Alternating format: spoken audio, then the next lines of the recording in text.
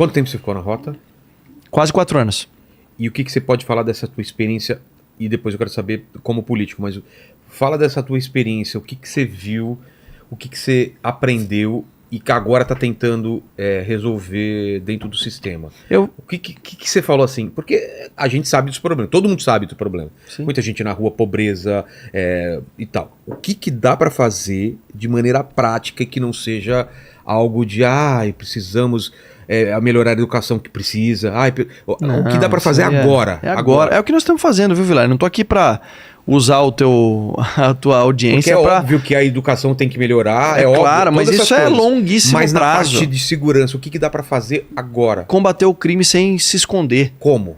Combatendo o crime organizado. Tráfico de drogas, cara. Tráfico de drogas. É o crime mãe. Porque o crime organizado, ele se... a maior parte do dinheiro é grana. Como que se combate? Como que se combate o crime organizado? Asfixiando financeiramente uma organização criminosa. Você tirando o dinheiro desses caras, eles... Vai tirando dinheiro do caixa do crime organizado. Então o que nós decidimos fazer aqui? Enfrentar, tá no plano de governo do então candidato Tarcísio. Porque eu fui responsável por elaborar o plano de segurança pública dentro do plano de governo da época do governador que era candidato. Então o que a gente colocou como pilar principal? Combate ao crime organizado. Mas como você tira o dinheiro dos caras? Asfixiando financeiramente. Tipo, aprendendo a droga? Exatamente. Que mais? Cadeia logística, tem que quebrar a cadeia. E as armas? Primeiro você tem que entender, faz parte também, quais são as fontes de renda dessa organização criminosa. Não é só droga? Hoje é o tráfico, em especial o tráfico internacional de drogas. Antigamente você tinha 3 fontes de renda do crime organizado em São Paulo.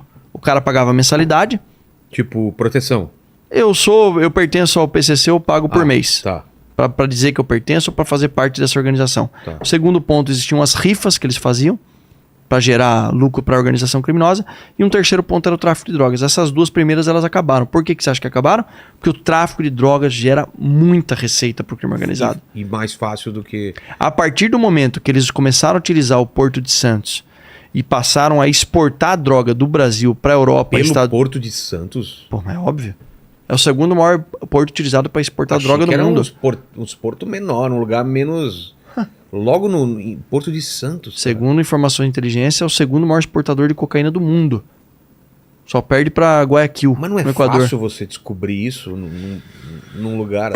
Como que eles conseguem? Cara, um esquema todo fechado? Sim. Aí é trabalho da Polícia Federal, como é porto e é um porto internacional. Aí entra outra... Aí não compete a nós, a Polícia Federal. A gente tem muita parceria. Aqui em São Paulo, a Superintendência da Polícia Federal hoje, ela é formada por profissionais extremamente capacitados, sérios. Tem muita coisa, tem acordo de cooperação em andamento. Mas em São Paulo é uma quebra de paradigma. Os governos anteriores sempre falaram, faz de... Entre aspas, tá? Mas assim, vamos fazer de conta que o crime organizado não existe, porque não é, politicamente, vai gerar um efeito colateral que às vezes pode ser negativo para quem é o tomador de decisão, para o governador em especial. Quando que foi que teve aqueles dias de terror lá, lembra? Foi do PCC? Queimando ônibus, parando... 2006. E aí, o que aconteceu naquela... Aconteceu que houve a transferência das lideranças do crime organizado da capital para os presídios do interior para presidente Venceslau. E eles não queriam? Teve uma retaliação. Por quê? Porque lá era... Porque eles não queriam, dificulta, visita, um monte de coisa. Controlar de dentro da cadeia. E ali foi uma decisão acertada à época. Só que aí não se sabe ao certo o que aconteceu. Teve uma CPI lá no Congresso, que alguns dizem que se houve ou se não houve acordo por parte da época do governo do Estado, enfim. Mas de lá para cá, foi se maquiando a existência do crime organizado. Teve um lapso temporal de combate ao crime organizado forte em São Paulo, quando o Dr. Ferreira Pinto foi secretário de Segurança Pública. Eu sei muito bem disso, porque é a época que eu fui tenente na rota. Então a gente combatia o crime organizado. Só que esse combate ao crime organizado fez com que autoridades políticas da época falavam, vamos tirar um pouco o pé. E aí eles foram se fortalecendo economicamente. Porque o crime, lembra que eu falei? É uma atividade econômica. Está gerando lucro, em especial o tráfico de drogas e o tráfico internacional. Então os caras começaram a se fortalecer, romperam as barreiras do estado de São Paulo, foram para outros estados, romperam as barreiras do Brasil e foram para outros países.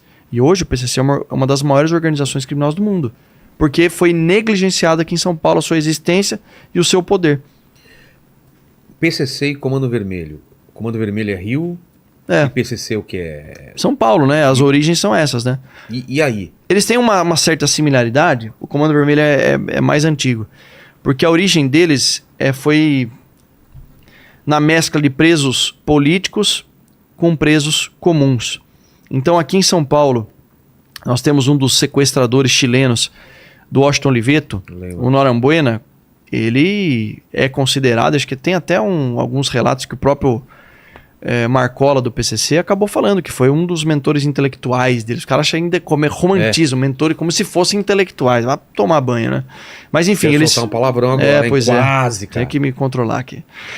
Né? Às vezes banho. Banho. Seu filho... Parece tiras, né, da sessão da tarde. Seu filho da mãe...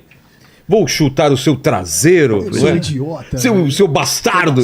O cara falando, motherfucker! A tradução é light. Seu babaca, né? É que às vezes eu esqueço que eu... Tranquilo. Como deputado eu posso falar o que eu quiser, Tranquilo. como secretário o pessoal pega mais no pé. Mas vamos lá. Tá, esse cara então... E aí a origem deles exatamente do Comando Vermelho também. Eles misturaram presos políticos com presos comuns e aí eles começaram a entender se organizar como uma coisa organização que poderia crescer e se organizar. E foi o que aconteceu. Isso foi sendo negligenciado. E com o crime não se negocia. Não existe negociação com crime. Cedeu a mão, que é o braço. Que deu o braço. Não tem. Crime se enfrenta. O crime se enfrenta. E aí quando o governador Tarcísio me convidou para elaborar o plano de segurança, na época do plano de governo, eu falei, olha, aqui a gente vai ter que enfrentar o crime organizado, porque São Paulo, porque ele falou, não... Eu também acho que é o que a população espera. E a população enxergava nele um possível governador que teria essa postura. Isso aconteceu logo no início. E as nossas ações, nosso planejamento é voltado 100% para garantir a melhora da percepção de segurança pública da população. Uma série de medidas da nossa gestão estão acontecendo nesse sentido. Os resultados são muito bons. Claro que tem muito a evoluir, porque é uma terra arrasada. Mas são muito bons. Eu vou te apresentar alguns números.